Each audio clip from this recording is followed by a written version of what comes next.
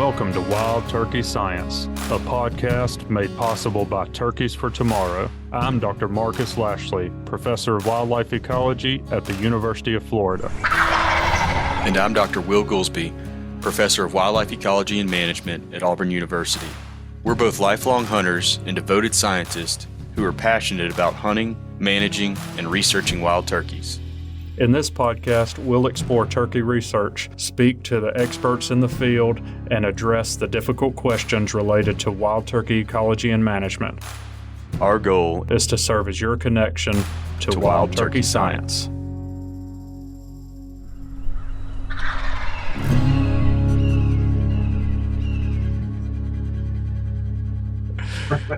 Well, it is sack lunch day here, so sack lunch. If I'm a little late, I can just walk in there and they just...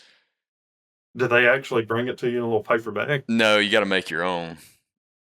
You got to make your own sack lunch. Yeah, the reason is, so down here where I'm teaching at, the forestry class and the wildlife class happen at the same time. So we've got forestry undergrads and wildlife undergrads. And there's some days like today that one group or the other is out in the field all day. They don't come back to the cafeteria for lunch. So on those days, if one group is gone, everybody's getting sack lunches. That's awesome. So you've been down there for a while teaching young minds. I, on the other hand, have been the student. The student of the turkey? Yes, for the last few weeks. The student of the turkey. That's what your book can be titled, or your documentary. Which would you prefer, a book or a documentary? I'm a visual person, probably the documentary. Although, Illumination of the Flatwoods is one of my favorites. Yeah. How about a book and then 5 years later a movie deal based on the book after it hits New York Times? I'd be down with that. You know what? I'm definitely not in this, and I know that you're not for elevating us. I'm trying to get this stuff in front of as many people as possible to elevate turkeys and conservation efforts for turkeys and research, regardless of who the research is coming from, because I think all that's important. And, this is one of those kinds of projects where I think it's got that kind of potential because it's such a special thing. Mm-hmm. So for those out there, I know some of you probably already know and have been following along as much as you can, but as of the day we're recording this, I have just gotten done with the first couple of weeks of imprinting poults on me and foraging with them basically as their mama hen. So your poults, so your brood has graduated. They graduated from the first trials, yes. I love that. Isn't that amazing? I love that. That little picture you sent, like with a cap, you got little caps on them. Yeah. It's so fun. Man, today we were going to do an episode of we just kind of reflecting on that experience because it was special. Reading Joe Hutto's book years ago kind of inspired me, to I think about poult imprinting, really. And I got a little bit of experience doing it with quail chicks because another graduate student in my lab when I got to NC State was working on quail imprinting, and he was evaluating CRP practices and how it influenced quail chick ecology. And, so I had a little bit of experience and knowledge of that kind of approach, and then reading Illumination Flatwoods just kind of made it like a goal. Like I could see the super strong value experimentally of being able to do that kind of thing, and also the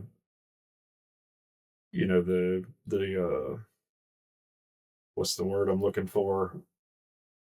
Like the self-fulfillment that would come from being in that kind of situation, and how much you could learn from turkeys when you're literally trying to be one and they're viewing you as one.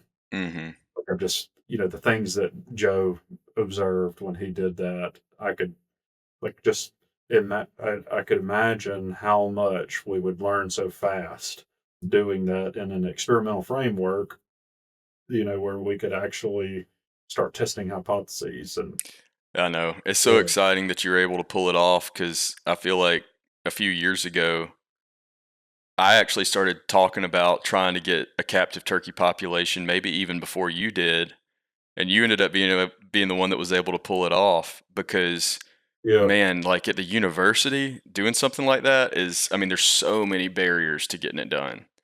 yeah, And I mean, how fortunate was it that you were able to collaborate with that pre-existing facility to make it happen? yeah, Because that was the biggest hurdle for me, especially yeah, anytime you start thinking about housing poultry. There are government agencies that get really sensitive about that, and for good reason because they're trying to, protect and safeguard our nation's, food yeah, poultry industry. yeah, and that's only one barrier. It's a really Yeah. big one, Yeah. right? Like the cost of trying to build a facility like that is an enormous barrier. Dealing with the we'll call it red tape, the legal aspects of housing them. But you Mhm. also have the other issue uh, where we need a source of turkeys, Yeah. right? And it's not it for those that are out there that don't know, it's not legal for you to go out and rob nests Yeah. and take eggs home. Like you can't just go Newsflash. and do that. Don't do that Yeah. out there.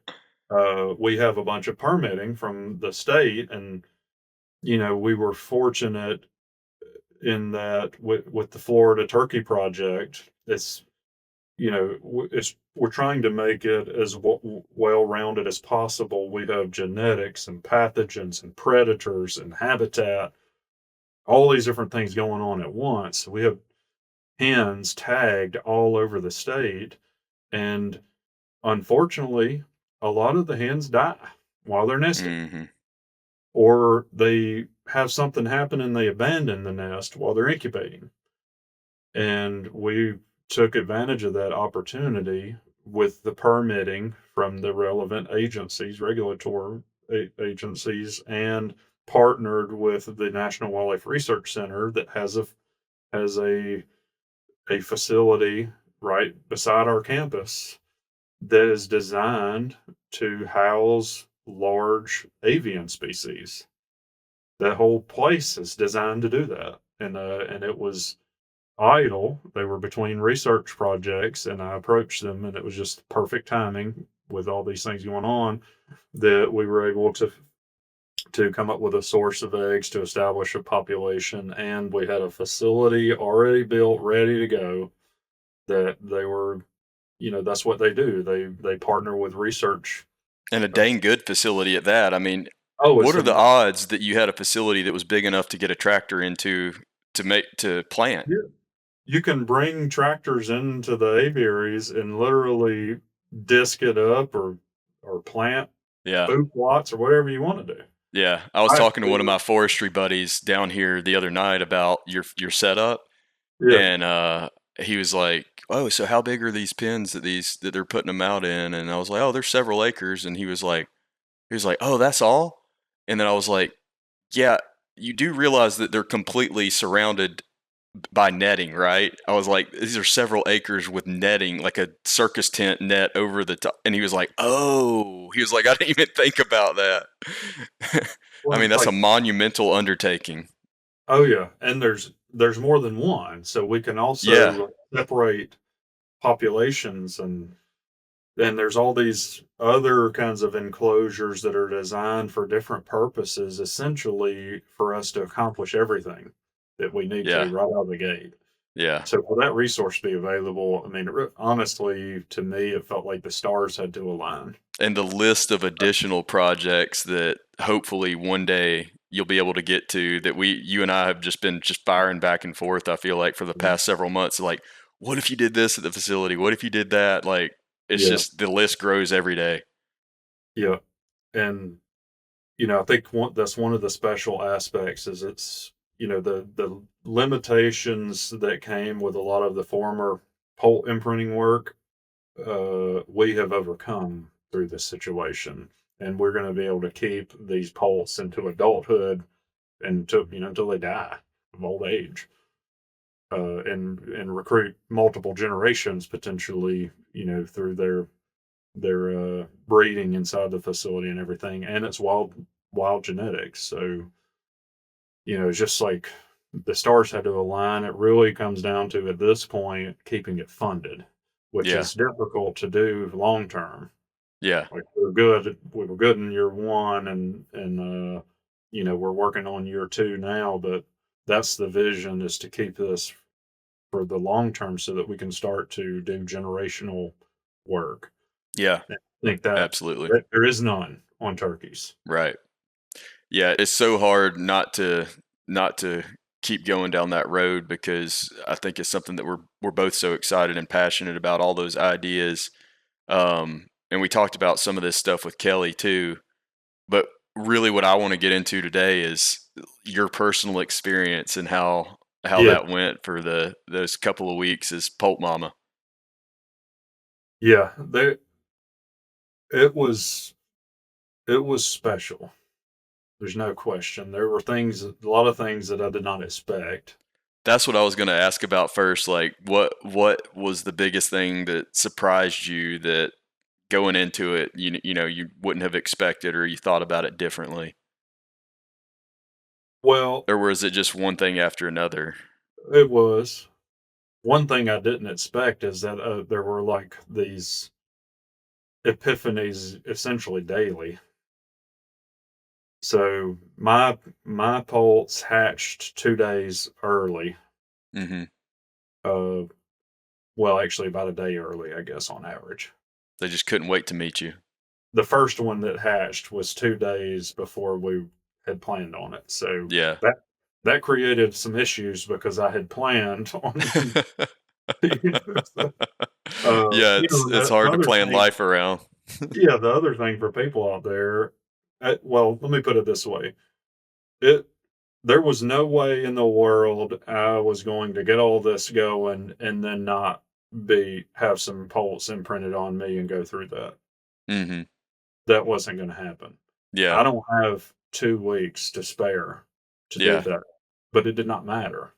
Yeah. That's going to happen. Yeah. Which is why So I've pretty much given up on talking to you for the past 2 weeks. exactly, and so is my family and everybody else. Yeah.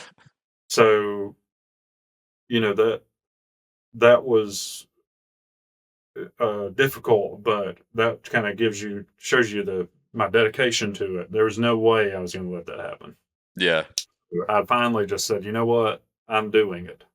I don't have time for it, but we're going to move everything else, and we did. Yeah, but every now and then there's just like one of these watershed moments in your career where you're like, I can't do this, but I have to Yeah, that's what it because I may was. never get another opportunity. So I spent about a month trying to plan my schedule for a 2 week window, which, by the way, ended up including my anniversary. Perfect. Sorry, honey. She doesn't actually listen, but if she ever does, she'll know. And then, I also have it also included Mother's Day. You know what I'm saying? Like, Yeah. that was the support from my family to do something like this. I mean, I have to just say how much I appreciate that, because she wasn't mad. She was like, "No, I understand. I don't Good. like it, Yeah. but you got to do it." Yeah. So we figured it out. So anyway, yeah, the 2 weeks I picked included Mother's Day and our anniversary. We are both been very fortunate to have very supportive families that allow us to spend all this time together doing stuff with turkeys and poults and all kinds of crap. Yeah. So she's like, "Okay, on Mother's Day, you're going to spend Mother's Day all day with a brood that thinks you're mom." So anyway, that like there was lots of hurdles to doing it, but I'm so glad that I did Yeah. because it's like epiphany after epiphany, and there were a lot of things I did not expect. Probably the first thing that I didn't expect was related to the hatching process. Mhm. I didn't realize, I think we already talked about this with Kelly. I didn't realize what a monumental accomplishment it is for the poults Yeah. to get out of the egg. Yeah. We've already talked about that and shared that. So that was kind of the first thing. But, at the time we were talking about it with Kelly, I had not done this yet. I had not been the one imprinted on. And one thing, and it happened real fast. And I had a bird, we named it Sugar. I let my daughter Evelyn name all of them. And it had a white band on it. And she Mhm. initially named it Cauliflower, but it was so sweet that she changed Cauliflower. it to Sugar. I think is a good change. I think that was probably an improvement. Yeah. And it fit so well because this pole imprinted on this was the first one that hatched, and it was early, Yeah. it was ready to see me, you know what I Yeah. mean? And it imprinted really strong on me. So, are you seeing I'm sorry, I'm interrupting your story, but I know, but I gotta ask, like, are you seeing differences in personality? Oh, there yeah, that's something we'll talk about. Oh, something I didn't expect to the degree that it happened.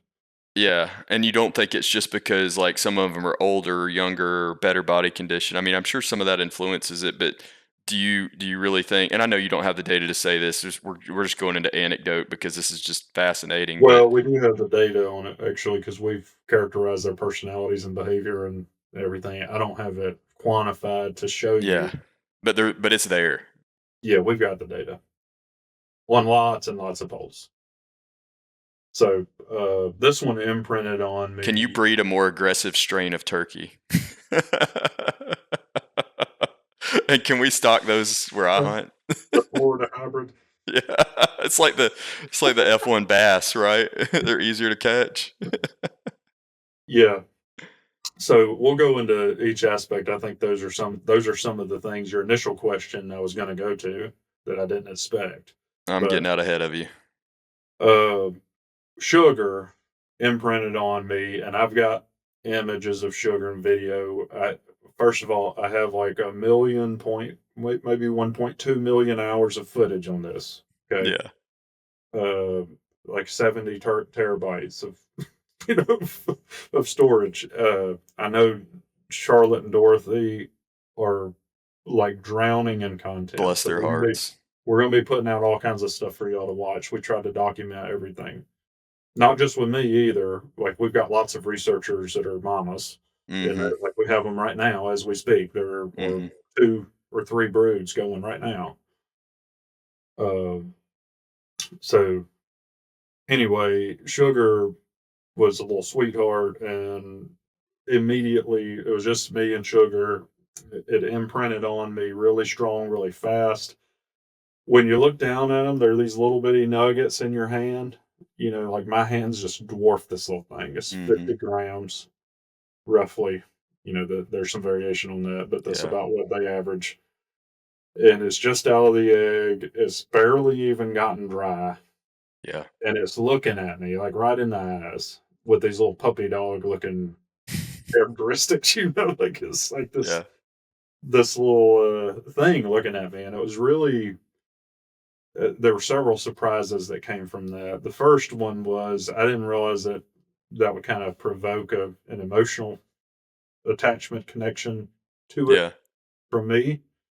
Like I could see that happening with it, but it also happened with me where I had some similar things. Like people that have kids feel this, or if you have a pet that you really yeah, love, it was that kind of connection. I just didn't expect it to be like that fast. But it was yeah, like, 3 minutes in, and it's like, all right, you and I, we're gonna be strong buds for yeah. your whole life.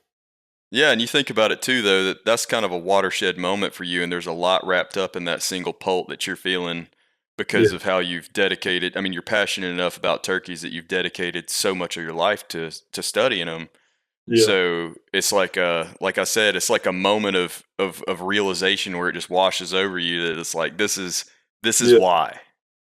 this is what it that's what it felt like, and also, like, I remember sitting there and contemplating, like, it doesn't understand, like, it's about to have a really good life, first of all, and I'm gonna be there for you, like, I got you. Yeah, you're gonna be treated well. I'm gonna send you to the best schools. But also, I couldn't help but reflect on how much we're gonna learn from this little guy, Right. how important this is gonna be for your Yeah. kind. So that's kind of what I felt like, and I know I'm biased because I'm leading the research project, but I also do feel that way that it's allowing us to address a lot of things that we really need answers on. Yeah. And that was one of the surprises to me. I didn't expect it to kind of play out that way. To And affect it's you that kind of emotionally. Yeah. people are probably gonna pick on me, and you'll probably will when you see the footage. But we've got these little tents, that we imprint them in, and I was in there, buddy, in the middle of it, imprinting these little things. But the other side of that coin, I made a post recently about this. Uh, I didn't expect for it to go from that little nurturing, caring, attachment, phase. So basically, the first 3 days roughly of its life. I guess it was about 2.5 for that one. It's really imprinting. That's like what the little thing does. It's like Mhm. looking at me like, I need to remember everything about you and how you move and all that. And let's get that solid. And then it was like the switch turned on to predator mode. Mhm. And as soon as they're outside, it's like everything about the poult changes to I'm about to go kill some. Mhm. But that's what it turned into, and, Yeah. Mossy Oak gamekeepers were down there doing some recording, and one of the images that Rob Kenny captured during that, it, like, had the Polt had the expression on its face, like, you can just see it. What I'm Mhm. talking about is, like, "Shit's about to get real. Mhm. Like, if you're a grasshopper or smaller, I'm going to eat you now." Yeah. Like, that's what it's like this switch, and Yeah. when they're foraging, at first it's sort of haphazard. They don't really know what they're doing. They're just kind of pecking at everything, and if it moves, they're pecking at it, but they're not good at catching it. They're not really closely doing that in association to me or each other, but that really changes fast. Like they learn, we kind of spend some time up front showing them, oh, this is food, that's not food. They already innately know some of that, but they pretty quickly come become these little collective hunters that are like a wave in front of me, which is what you see in, if you watch hens with poults out in the wild is really common. Most people probably see them when they cross in a road or something where the hen is in front and then all of them scurry across behind her. Right. But when they're eating, she'll be kind of standing behind them, watching out and everything, and they sort of are in a line collectively foraging together in front. Makes sense so she can watch them better. Yeah, but seeing that change in behavior really fast. I mean, it was just there every day when I got there. I was so excited, and I actually filmed me first interacting with them every single day, Mhm. and then I did an update in the morning and afternoon every day, and then I have a reflection every day. It's like we could, footage of everything interesting that I could capture.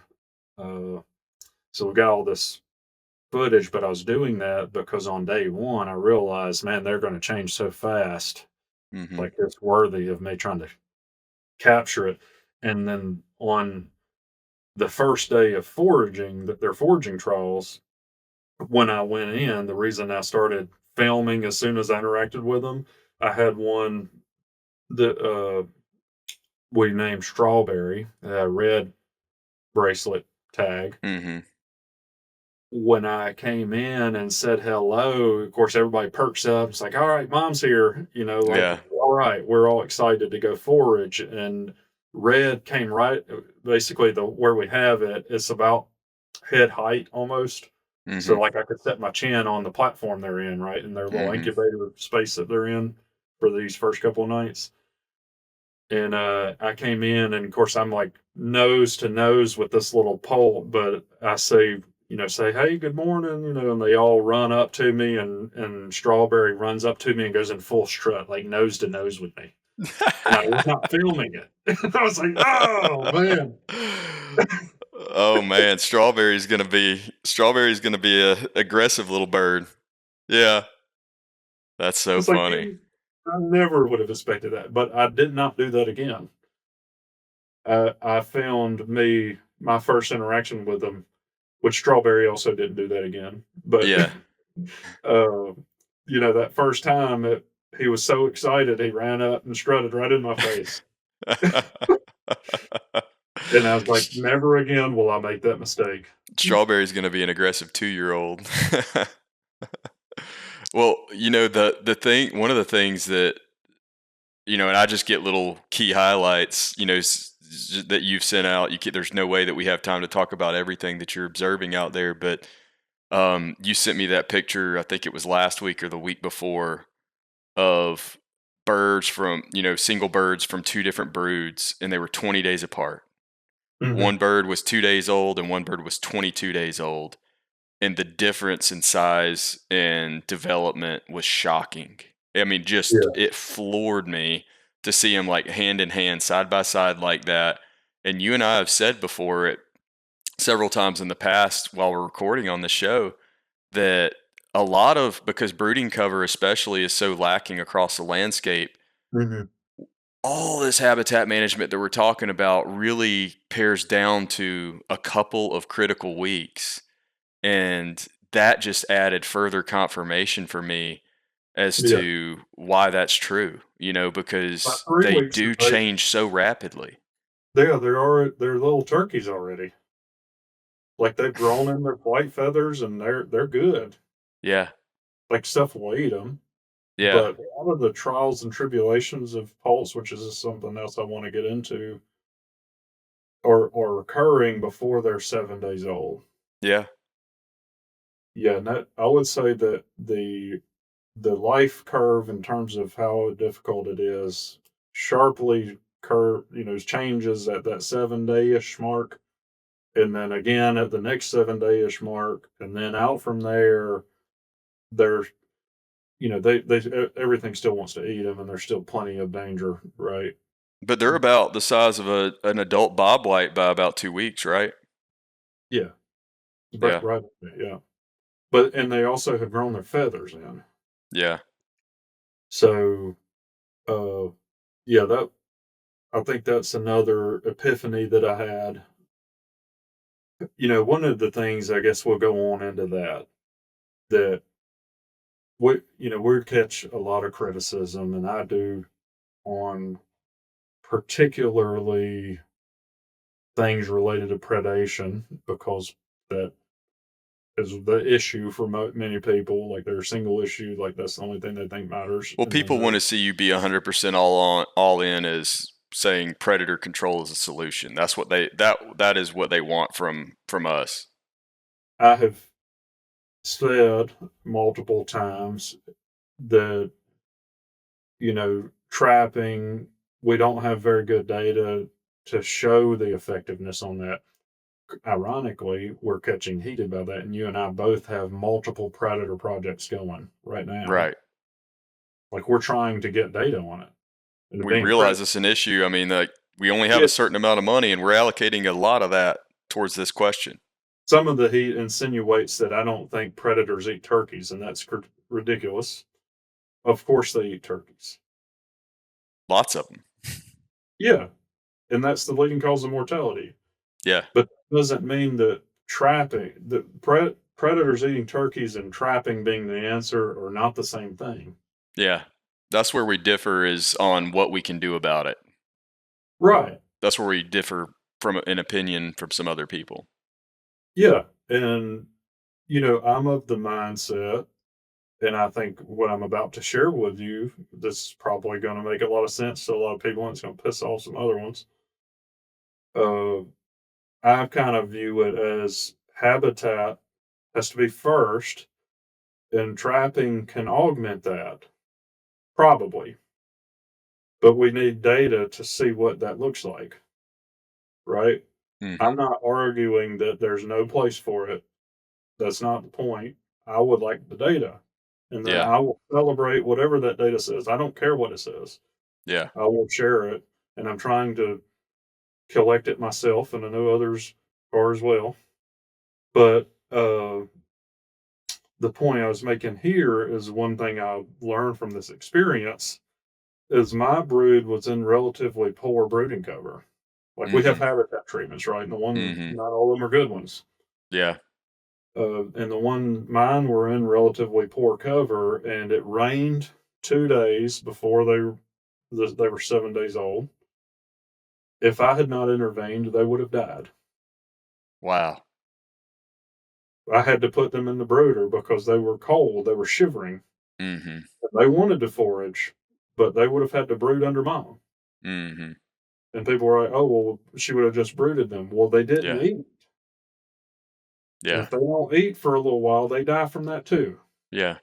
So they have a choice. They can forage in the cold and die from hypothermia, Mhm. or they can not eat and stay warm and die from starvation, right? Like there's just lots of different ways to die. And they Well, and would there's also the heat. They can forage in the heat and die from what I was hyperthermia. gonna say is also hot in the afternoons, and we didn't Yeah. have good overhead cover for them. And Yeah. we've got tons of footage of this because there's every day Yeah. there in the afternoon. And by the way, I was standing out there in the middle of this full sun Yeah. for hours every day for weeks. It was hot, Yeah. like it was miserable hot. Yeah. And I watched them basically shut down. Yeah. They would not forage. They could not forage. They're panting and like, if we had not Yeah. intervened, they would have died. Yeah. And are you seeing poults in different treatments do better in under those conditions? There is variation, and there will be a lot more variation, I predict, when we implement different kinds of habitat treatments in their Yeah. nesting. But yes, there's definitely a difference. But the point I wanted to make is we're talking about poults that this is sort of mimicking what it would look like if you had been perfect on your predator management Yeah. That's right. to no predator threat, Yeah. but you still have crappy habitat. They're still Yeah. dead. They're They're dead. dying. And it's a predator-free environment. The hen can protect them from exposure, but in doing so, they aren't foraging. Wow. That's really impactful to think about. That's The really heat will impactful. also kill them because if they don't die from not foraging, they'll die uh, from thirst. What's the word I'm looking for? Dehydration. Dehydration. Yeah. Yeah. So that was something that was really impactful to me. Is I'm not saying predators don't matter or that trapping doesn't can't help. Yeah. I believe that it can. Yeah. But what I am saying at this life stage, you can have no predators, and if you don't have good habitat quality, they're dead. Wow. Man, that hits. That really hits home. We weren't letting them die, and but we had what we'd call what our uh, regulatory authorities call a humane endpoint. So Right. we would have points at which we would not let them go past it because it's imminent death, and then Right.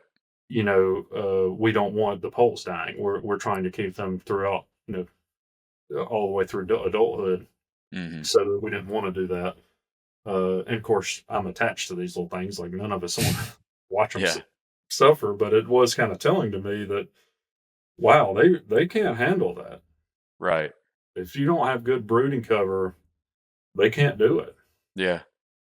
And some people also might, bring up the point that, well, the hen wouldn't have taken them to that area because she knows it's poor, but there aren't better alternatives on a lot of the properties that we see. Well, that's the point. You've got to provide them the opportunity to take them somewhere better. Right. That another thing that I think you'll find particularly interesting. I made strong note of this multiple times.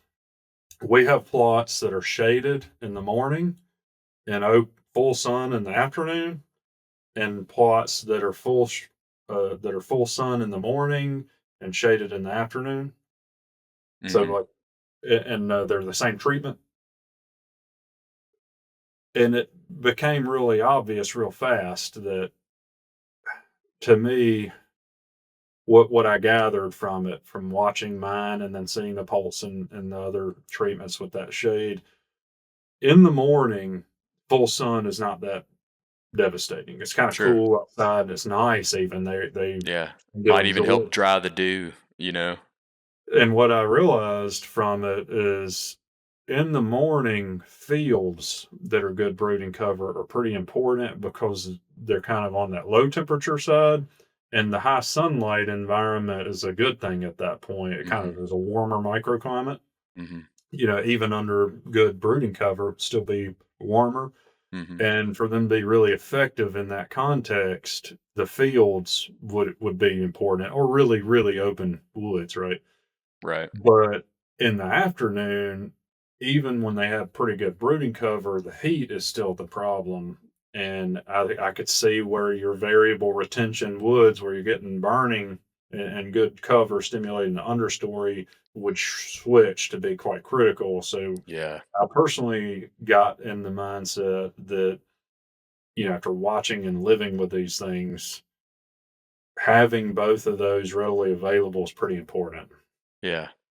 And I was not thinking of it that way. I know Yeah. that they both can be used as really high quality brooding cover, but having them both present, I think is important. Yeah. Yeah, If that you is want really to interesting. optimize the conditions, I think they could probably get by on decent brooding cover or good brooding cover in either context, and you can Mhm. get by. But Yeah. having them both is Yeah. where you got to be to maximize. That makes a lot of sense. And that offers some validation for me of because I've shared with landowners on several occasions, like when we'll be riding around and I'll see like a skidder trail within a pine stand. Mhm. And so that skidder trail is, sometimes what, like 10, 15 yards wide maybe. And so it's like almost full sunlight, and then you've got more pine trees on either side. And I love that for turkeys because they can cool off and be underneath the pine trees or loaf underneath the pine trees, but then they have Mhm. that more open vegetation community right beside it that they can just go out into the edge of, and just for a few minutes at a time they can go out there and forage and then go back in the shade and get a little bit cooler again. Yeah. Yeah, and that was what we got into this cycle because I had like 3 or 4 days where it was really hot in the afternoon, like 90 plus, full sun, no clouds or anything. And they actually got into a cycle kinda like that. We had a blind set up, uh, in the plot, so it would offer them some shade, Mhm. and, what they would do essentially, when you get around to about noon or 1 where it's really getting miserable hot, and it's gonna be that Mhm. way for a few hours, what they would do is go out and forage, or anytime a cloud came by and blocked the sun, they'd go out and Yeah. forage, and that'd be Yeah. about 10 to 15 minutes, and then they'd start getting hot and stressed. You'll start seeing them do that, put their wings out to Yeah. dissipate heat and panting, Yeah. and then they would go back to the shade, and they would basically sit around in the shade and dust and Just preen. loaf. Yeah, just loafing, and then they'd go in about, and they'd also sleep some, uh, and they kinda go in these, like, 10 to 15-minute cycles where they'd Right. go back and forth between the 2 during that hot period. But you can see it. I mean, we're like I was saying earlier, we're measuring their weight, like, their growth trajectory literally Mhm. 4 times a day. Right. So, like, we could see how much weight did they gain in the morning versus in the afternoon, and when that heat happened, their growth rate essentially went to nothing. So what you're telling me is that by having good poult rearing cover, not only is there more cover for poults, or not only is there more forage for poults, but there's also a longer duration that they can forage within it. Yeah. It's an additive effect. Yeah, and when we had shade, or when our treatment has shade because it's a good overhead cover, that's what we see. That temperature is not nearly as important. It still can get too hot for them to forage in fields, and of course, our plots. That's one limitation. Is this is going to be really telling for field management. Mhm. right? But I do have some things planned potentially to do some forest stuff as well in the future. We'll see. But from it, it can still get too hot to use the fields even in good brooding cover, but your breadth of them being able to forage effectively for cold and warm is buffered by that quality. And that's something that I feel like I always key in on in habitat management is when there is an action that has a compounding effect where it affects multiple aspects of life history, like that one's probably pretty high priority, Yeah. you know? Well, especially this one, like at this life stage, it's life or death for them. Right. You know what I mean? Like Yeah. it has compounding effects on whether or not they live, Right. not just like them performing well. And the thing I learned about it rained 2 days in a row, and like they couldn't forage in that, and it's like, well, if they can't forage for 2 days, they can't live. Like that's going to kill them. So like seeing those kinds of things, which that also tells me some, things that we can't control, like a few ill-timed rainstorms. If they happen to Yeah. be at day 3, 4, 5 of that pulse life, it's probably not going to survive that. That's helping us develop some potential weather hypotheses that could explain some of what we talk about in terms of these large scale trends, across multiple states of good years and bad years of hatches. Yeah. That'll give us some Well, that was hypotheses to start testing. like watching them respond to that when I mean, it was basically 2 continuous days of rain. Like, it was right in my face. Like, you can't ignore it. They didn't grow any, Hmm. right? And we were like supplementing them so they didn't die. And I mean, we haven't really been talking a whole lot about the importance of rain other than during nesting. We've Right. talked about it certainly during nesting with the wet hen hypothesis and all that, but yeah, I mean, it continues to be an important factor well into brooding, apparently. When you hear that old wives' tale about poults I knew looking at we, drowning, right? yeah, yeah, No, they're dying because they're cold, yeah, or that they can't forage. But if they try to stay warm, they can't forage. So they like one of those 2 things is gonna kill them. They yeah. didn't look up and drown in the rain. The one thing that we haven't even talked about in the context of your poults, because they don't have to do it, but in a typical scenario, a wild poult would not only have to deal with all the challenges that you're explaining, but also the area would not be predator free. And oftentimes they would have to travel relatively long distances because we've seen this in one GPS study after another where the hen moves a mile or more with her brood. Could you imagine like how fragile your little broods already are and then they have to walk a mile in an area that Yeah. has predators? Good luck. Yeah. You've really stacked up the odds against them, and they're already stacked against them. That kind of thing makes me think that it's a freaking miracle that we're having even a third brood survival in some of these wild turkey studies. Like it should be zero. I can't even quantify how many times I thought, "I cannot believe any of these make it." Yeah, But I also have had other times, like, it's not all been that sort of negative sort of viewpoint. I've also been mesmerized by their capability in a lot of ways. hmm, Another epiphany that came to me during this, because I had some places in my plot that were pretty dense, and we also have some other treatments that are fairly dense, more dense than I would typically think of for brooding right. cover. Wasn't a problem. Really? Forged all right through it. Yep. Forbs that are real dense, that were Yeah. dense, they still didn't matter. That's good They to hear forged because I have more been, dense than I expected. yeah, that's really good to hear because I've been working with some landowners this spring that have pretty dense stands of clover that I've been worried about maybe being too dense for poults, but that's alleviating Yeah. my concern a little bit to hear.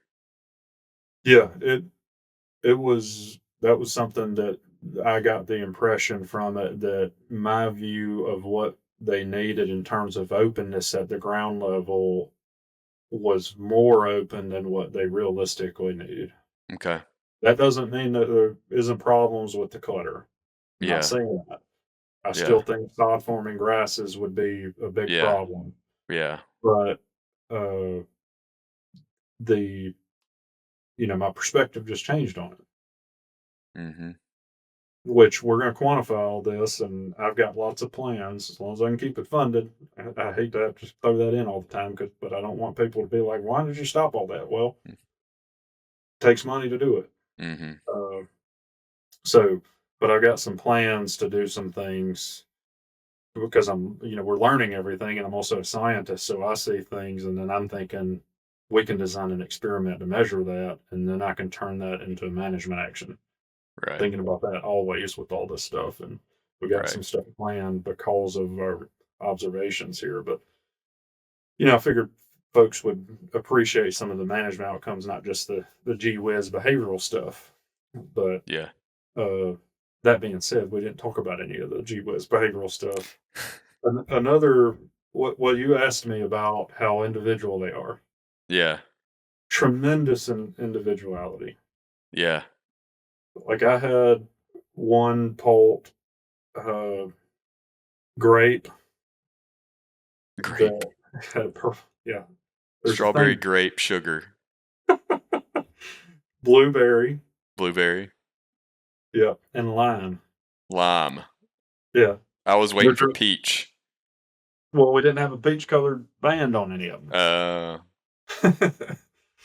So, when we yeah. come down, you're gonna have to at least make Ellie believe that she got to name one, even if they're already all named, because that would Oh, be. we can hook that up. Um, what was I saying? Oh, grape. So grape was kind of mischievous. So grape would kind of sneak over. Grape also would try to get out, and grape was a thief. I Would feel like steal stuff from everybody else. grape might be one of those really frustrating gobblers one day that drives people crazy. Well, I'm pretty sure it's a hen. Is it? Yeah. So we haven't confirmed yet. A lot of people have actually asked this. You can sex them at that age, but it's a little bit Right. dangerous to do. Right. And we didn't want to risk that, like Sure. injuring them or anything. And you're So, planning on keeping the study going long term anyway, so you might as well just wait till their yeah. secondary sexual characteristics develop. Well, and we also have genetic samples from them because we know their mama, and in some cases we might know who their daddy was because they Hmm. came from sites where we have males and females tagged. Yeah. So we're genetically going to be able to know for sure too. Right. So, but anyway, yeah, we don't that information wasn't necessary up front, but we do have a Right. good idea because just like people know that are turkey hunters, their scat looks different even at that Yeah. age. About Sure. 7 or 8 days, it starts to become J shaped versus curly. Yeah. So purple had great at a curly scat, so I Hmm. would expect it's a hand, but yeah. Anyway, that just kind of a little mischievous one. And then I had Lime, who was my chatty Cathy. If you pick up, you have to weigh them all the time. They don't like Yeah. being picked up at all. Yeah. Even my mama, like, don't do that. I don't like it. So Lime would, peep the loudest. Lime was constantly trilling, which is basically their version of a purr. Yeah. When Lime saw something like new, he putted more. I think it is a he because it was strutting a lot. Uh, like Lime would get super excited when they found a grasshopper or a mole cricket or something like that. It was a really Hmm. good meal. You'd hear the excitement, That's so but cool. they're always doing this little whining. They do this little whine, this little. I mean, they're Yeah. just walking around doing that all the time. But you always know where Lime is because Lime is like the most vocal little thing compared to the other ones. Whereas somebody like Blueberry was the smallest poult, and Blueberry is also kind of a loner because a lot of Blueberry's meals got stolen, especially by Grape. Mm. Mm. But Blueberry's kind of like silent and kind of hiding over here and was an excellent hunter. Would Yeah. find a lot of really good stuff, but She didn't want anybody to know about it, Yeah. right? She wanted to Very be at the end of the secretive. line, and she was secretive and didn't really express, vocalize that anything was going on. She was just trying to do it, but she would find like all this stuff all the time. It was just really interesting This watching is I think behavioral. this is starting to give us some clarity as turkey hunters why some turkeys respond 180 degrees differently to our calling or Yeah, different situations, you know? Like yeah, the aggressive bird would be more so the bird to come in and like whether it be male or female. Like if it's the gobbler, it's probably coming running gobbling. If it's the hen, it may be the hen that comes in and goes into half strut and is cutting her head off, just machine gun yeah, style. And then then the other one is the one that you cluck one time and they turn around and hightail it out of there. yeah. Well, I do think it provides some insight. They're so different from one another. They also look different from one another. At first they were Yeah, just little poults to me, but yeah, then it wasn't long before I didn't need to see their bands to know who I was looking at wow, because their coloration is different. Another thing I yeah, was gonna, in terms of individualism, Sugar was my pretty girl. mm-hmm, Like she was sweet, really imprinted on me and foraged at my feet constantly, and just always was kind of keeping up with where I am, which was awesome. Also looks me in the eye constantly. mm-hmm, When I'd kneel down, occasionally she'd fly up and perch on me or on my notepad or something, things like that. Showing affection, or at least that's the way it felt to me. yeah, And but also preened excessively, and her pale, like her feathers and everything from like 3 days old on were noticeably perfect comparatively. oh wow, Like she was just immaculate. yeah. And it continued all the way till now, That's so where she's interesting. always preening and dusting. She's always just spent a lot of time and care to make sure that everything was kept prim and proper. Yeah, And you could tell it because she was noticeably more beautiful, if we want to use that kind of word. yeah. She's a good looking poult. Feathers are just perfect. She tucked in her wings perfectly. Like all her feathers were always nice and perfect and preened, and her Yeah, coloration. She also had this like chestnut hue yeah. that was different than the other ones, but I could always tell which one she was because of how much more perfect all of her feathers and Uh-huh. everything were. It was just so prim and proper. It was funny for the first few days when they grew in their wing feathers, like looking at some of them, I got good footage of this. Their wings just kind of like flop out to the side because they don't Yeah. know that they have feathers yet, is what it Yeah. looks like. And they're just kind of, it looks like a fish with its gills out, basically, and they're walking around foraging like that, but not Sugar. Sugar was on point, Yeah. like a little turkey, and all her feathers were just perfect the whole time. That's And so funny. when I'm keeping up data, I can see that in the data, like we were keeping up every time they preen and every time they vocalize, and like I could see these things emerging in the data that about their personalities and behavior that were individual. Mhm. And her preening and dusting was substantially higher than everybody else's. Mhm.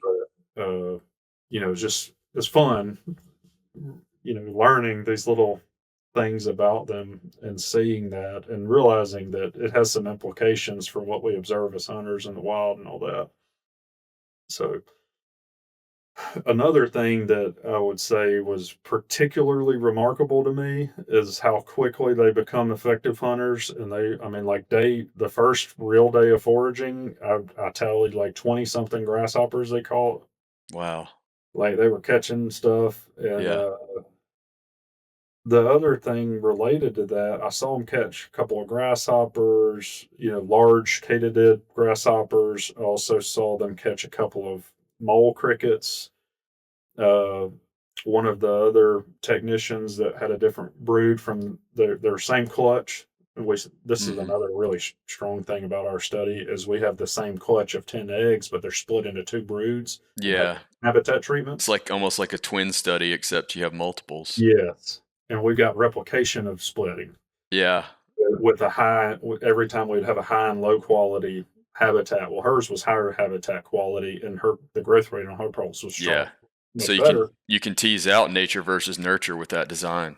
Exactly. But anyway, saw them catch several really big spiders. And we're also foraging them right side by side so we can see what each other are doing and talk about it. She had one on her last day of foraging that caught a frog, Huh.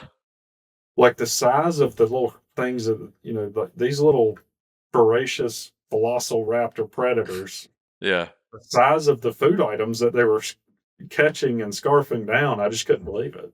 Yeah. It was way bigger than I thought they would be able to Yeah. get. That's crazy. I mean, it seems like you could almost they're so little that it seems like you could almost see some of those larger prey items just getting swallowed whole and almost moving around inside of them. Well, I think we've got a video on this, so we'll cut it in. But one of mine ate a mole cricket, and I don't know if y'all Yeah. seen a mole cricket, but that little thing is, that's a pretty good sized bug. Yeah, You absolutely. know, it kind of looks crazy, but we're talking about a bug that's over an inch long, and it's considerably sized compared to the Mhm. size of their throat. Well, it ate it, and I don't know if this was a strategy from the poult or what, but you could see its neck sort of crook, and it was like, the poult's neck was like all doing all this weird contorting and stuff, and it was Yeah. basically killing that bug in Yeah. its throat and like trying to, it's like you It's could like feel trying to choke down a piece of dry bread. like it was trying to whistle with a cracker in his mouth, it's having a hard time getting that thing down. But then that was actually, I It's like believe, my kids sometimes will get a mouthful of crackers or dry bread or something like that. You can see they're over there struggling. I'll look at my son and be like, "You need a sip of water, bud. You look like you're having a hard time." And he's like, he'll just one like thing. nod his head at me like, "That'd be good." Well, one thing we're doing is keeping up with how long, what like their time budget, how much are they foraging, how much, like how many items do they actually catch, Mhm. what are those items, that kind of stuff. And we had focals, so I happened to be doing a focal on this individual, and I think it was sugar, but I can't remember which poll it was. But for 30 minutes, you follow around that individual and you document everything they do. Yeah. We do that with every poll twice a day. So that was Yeah. literally 5 hours of my day is writing down every single action that happened. Yeah. Well, that happened during one of those, and I was watching it, and I thought it was so funny because you can see the foraging rate dropped to basically nothing after that Mhm. because the poult choked that thing down, and then it went over into the shade and laid down and went to sleep. Like, Sounds "That's it, familiar. guys." Sounds familiar. Just choked down this huge mole cricket. I'm good for a while. Grape hurt himself today. He hurt himself on that meal. Just gonna hang out for a little bit. But yeah, it definitely has been special. And of course, we can go on and on. I know we're a little bit limited on time today, but I do think we've got lots of things to go through. We've got lots of data coming in that's going Well, to I be really. love the anecdotes, but gosh, I mean, I can't wait to start getting into the actual data too. Yeah, and like the growth rate data. Right. Like we have that fine scale growth rate on every individual. Yeah. We've also gone to great lengths to document it visually. And I have this idea in mind where we're going to, every single poll, every morning, we have them step up onto a scale with Mhm. measuring tapes behind it, and we film everyone stepping up onto that so Mhm. that we can create a time lapse and show you its Oh, growth that's so rate cool. over time, day by day. So cool. So like we've got all this really cool stuff that we're gonna be sharing, and trying to help people understand what the challenges are and just to understand their biology and hopefully get to some management actions that can improve things. But it's been so fun, and I'm I so mean, I glad got y'all are doing it. a million more things to share. So do a lot of the other researchers. So I think we should have a like a pulp corner or something, maybe. Yeah. every few episodes, let's come back to it and talk about some more stuff because we just got such an immense amount of information that's coming from it. Absolutely. Man, good stuff. Like, I feel like we could keep this going another hour easily, but we Well, got I to didn't go even do other share things some of too. the interesting things. I'm sure they'll come out over time. Yeah. Oh, they will. They will. So, yeah. Well, I'm just excited to be able to tell people about it because, I just have appreciated it so much and the opportunity, like, as one of those things that's like a lifetime opportunity, and to be able to share it with people that are like minded and that are interested and intrigued and caring, and passionate, all those kinds of things. Like, it's fun to be able to share it with people. So Yeah. It's an exciting time to be a turkey enthusiast. exactly. So I hope you all enjoyed that. Happy to take questions, or if y'all want to see particular things, drop us a comment. If you want us to cover particular topics about it, whatever, you know, well, I'm doing my best to document as much of it as possible and to be as transparent and open with it. I don't So, know what else you could document. yeah, if you looked at what Dorothy and I don't even want to think about it. I don't even want to think about trying to organize all that data. well, I was talking to Dorothy. I was like, we got to start releasing some of this, and she was like, I gotta, like, I just need to go through the videos. She's like, you got like 150 videos this morning, and I was like, well, yeah, I've done that like every morning and afternoon and every day for weeks, and everybody else is. And I started doing the math. I was like, shit, I don't know why I'm expecting you to have stuff ready. Like, you Yeah. probably haven't had enough time to even watch all the videos, much I less. feel like I do that all the time with grad students. I'm like, well, why haven't you gotten that through that yet? And they're like, well, because it's 6 times 3 times this times 10 times this many videos or pictures or whatever to go through. And I'm like, oh, yeah, that kind of is a lot. It's like, well, but each video is only a few seconds long. Yeah, but we have 600,000 of them. Yeah. So, man, it's been so much fun. I can't wait to be down there in a couple weeks. It's going to be fun. And maybe we can talk a little bit about how that goes and how the girls perceive it, and Yeah. what strikes me, because everybody sees things a little bit differently, but Hmm. I'm excited all the way around. Yeah. Well, we're going to be excited to have you. Well, I guess we can close it down for today. Thanks everybody out there for listening, and we got more of this to come. So stay tuned. Stay tuned indeed. Thank y'all. Wild Turkey Science is part of the Natural Resources University podcast network and is made possible by Turkeys for Tomorrow, a grassroots organization dedicated to the wild turkey. To learn more about TFT, check out turkeysfortomorrow.org.